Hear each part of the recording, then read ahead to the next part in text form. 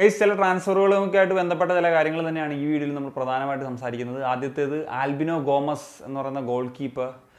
അദ്ദേഹം ജംഷഡ്പൂർ FC-യിലേക്ക് ഒരു കൂടുമാറ്റം നടത്താൻ പോകുന്നു എന്നുള്ളത് ഇപ്പോൾ ഗെൽനോവൊക്കെ റിപ്പോർട്ട് ചെയ്യുന്നുണ്ട്. നമുക്കറിയാം, അദ്ദേഹത്തെ പറ്റി കൂടുതൽ പറയേണ്ട ആവശ്യമില്ല.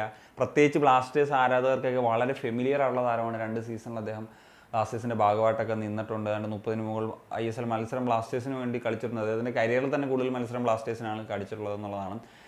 എന്താണെങ്കിലും നിലവിൽ അദ്ദേഹം ഐ ലീഗിൽ കളിച്ചു വരുമായിരുന്നു. മുമ്പ് അദ്ദേഹം ചർച്ചിൽ കളിച്ചിരുന്നു. ലാസ്റ്റ് സീസണിൽ ശ്രീനിധിയിലാണ് കളിച്ചത്. കഴിഞ്ഞ സീസണിൽ 7 ക്ലീൻ ഷീറ്റാണ് അദ്ദേഹത്തിന് സ്വന്തമാക്കാൻ സാധിച്ചിട്ടുള്ളത്. ടോപ്പ് 3-ലുണ്ട് ക്ലീൻ ഷീറ്റ് കൂടുതൽ നേടിയിട്ടുള്ള താരങ്ങളുടെ ഒരു കാര്യത്തിൽ. ഇപ്പോൾ നമുക്കറിയാം, ജംഷഡ്പൂരിൻ്റെ കാര്യം എടുക്കുമ്പോഴത്തേക്കും TP രനേഷ് എന്ന് പറയുന്ന അവരുടെ first choice goalkeeper Mumbai city FC-യിലേക്ക് ഒരു കൂടുമാറ്റം നടത്തുന്നു. അപ്പം ആ ഒരു റോളിലേക്കാണ് ഇപ്പോൾ ആൽബിനോ ഗോമസിനെ ഒരു റിക്രൂട്ട്മെൻറ്റ് നടത്തുന്നത് എന്നുള്ളതാണ്.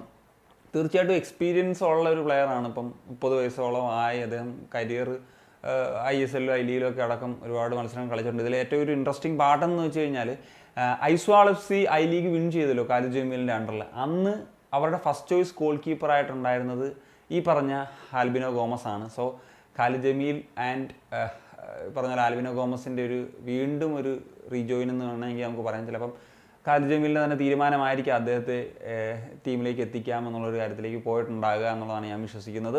അതുപോലെ തന്നെ ഇപ്പം ഇന്ന് നമ്മൾ ശ്രീകുട്ടൻ്റെ കാര്യം പറഞ്ഞു, സൈൻ ചെയ്യുന്നൊരു സംഭവം. അതിനോടൊപ്പം ലെൻഡുങ്കൽ എന്ന് പറയുന്ന മറ്റൊരു വിങ്ങർക്ക് ഒരു എക്സ്റ്റൻഷൻ കൊടുക്കുന്നു എന്നുള്ളൊരു കാര്യവും ഇതിനോട് ചേർത്ത് നമുക്ക് പറയേണ്ടതാണ്. മറ്റൊരു ട്രാൻസ്ഫർ ഹാർദിക് ഭട്ട് എന്ന് പറഞ്ഞിട്ടുള്ള മഹാരാഷ്ട്ര സ്വദേശിയായിട്ടുള്ള താരമാണ്. അദ്ദേഹം മുംബൈ സിറ്റി FC സൈൻ ചെയ്യുന്നു എന്നുള്ളതാണ്. നിലവിൽ അദ്ദേഹം രാജസ്ഥാൻ യുണൈറ്റഡിൻ്റെ ക്യാപ്റ്റനായിട്ട് കളിക്കുകയാണ്. ഒരു റൈറ്റ് ബാക്ക് ആയിട്ടുള്ളൊരു താരമാണ്.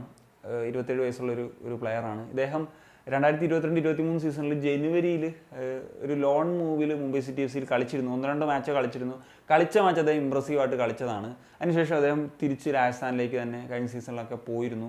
നല്ല പ്രകടനം തന്നെയാണ് അവിടെ അദ്ദേഹം നടത്തി വരുന്നത്. നല്ലൊരു ടാലൻ്റുള്ളൊരു റൈറ്റ് ബാക്ക് ആയിട്ടാണ്. എനിക്ക് പേഴ്സണലി KBFC സൈൻ, ഞാൻ ഏത് പ്ലെയർ വരുമ്പോഴേക്കും പേഴ്സണലി ആഗ്രഹമാണെന്ന് പറയും. ഇത് പറഞ്ഞു മടുത്തെങ്കിലും ഞാൻ പറയണം.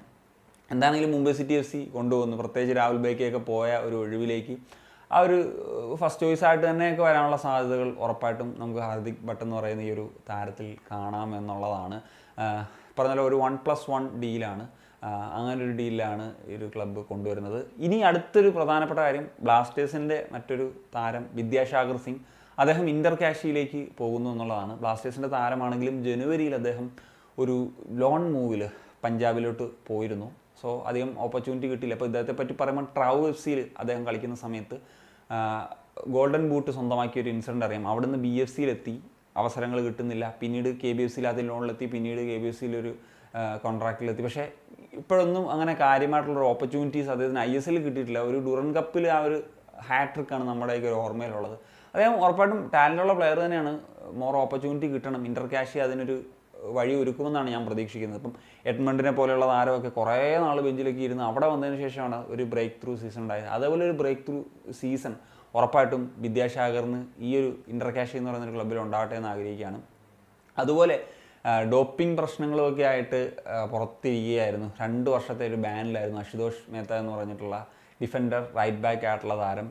നമുക്കറിയാം, ISL-ലൊക്കെ വളരെ ഇമ്പ്രസീവായിട്ട് പെർഫോം ചെയ്ത പ്ലെയറാണ്. നാഷണൽ ടീമിലൊക്കെ കളിച്ചിട്ടുള്ളൊരു പ്ലെയറാണ്. സോ അദ്ദേഹത്തിന് ഈ ഒരു പ്രശ്നം നേരിട്ട് പുറത്തായിരുന്നു. എന്താണെങ്കിലും അദ്ദേഹത്തിൻ്റെ ആ ഒരു ബാൻ മാറുന്നു. ഇനി അദ്ദേഹത്തിന് ഏത് ക്ലബ്ബിൽ വേണമെങ്കിലും സൈൻ ചെയ്യാമെന്നുള്ളൊരു സാഹചര്യമാണ് നിലവിലുള്ളത് എന്നുള്ളതാണ്.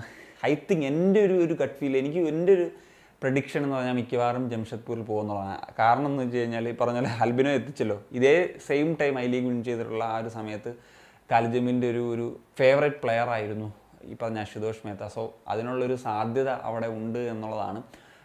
സോ നമുക്കൊരു റൈറ്റ് ബാക്കിന് ആവശ്യമാണ് KBFC-ക്കും. സോ കിട്ടിയാൽ ഇറ്റ്സ് ഫൈൻ, ഒരു നല്ല പ്ലെയർ തന്നെയാണ്. So that's it. ഇതൊക്കെയാണ് പറയാനുള്ളത്. അപ്പം നിങ്ങളുടെ ഒപ്പീനിയൻസ് ഉറപ്പായിട്ടൊന്ന് കമ്പോസ് ചെയ്യുക. സനിയ.